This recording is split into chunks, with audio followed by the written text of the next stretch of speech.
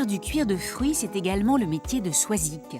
Pour cette ex-militante des disques aux soupes, ce n'est pas la malbouffe qui est l'ennemi, mais le gaspillage alimentaire.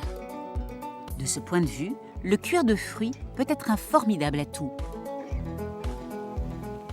Moi, en fait, le cuir de fruits, ça a été plus une conséquence qu'une idée de départ, en fait.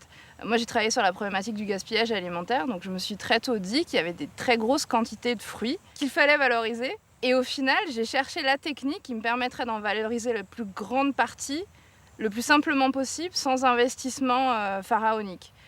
Et en fait, la déshydratation s'est avérée être la technique qui répondait à tout ça.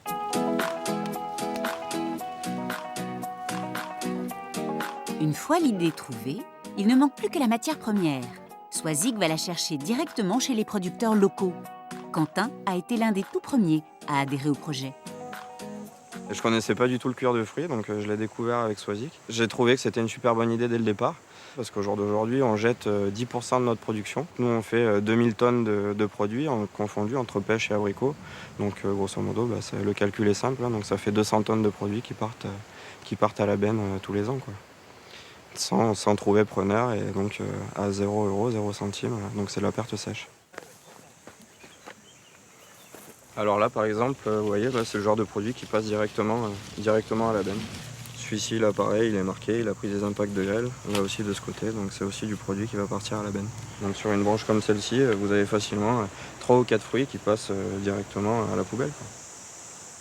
Le cuir de fruits, c'est une solution parce qu'en fait, ça permet une conservation qui est très longue, avec une méthode de transformation qui est vieille comme le monde. Originellement, les femmes en Iran font du cuir de fruits avec un presse-purée et un drap propre les journées de beau temps, en fait.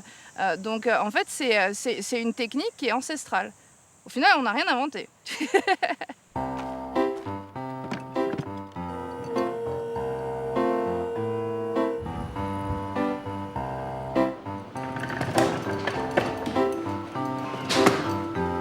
L'idée de ce camion, c'est en fait d'être plus proche des agriculteurs pour en fait transformer directement leurs invendus.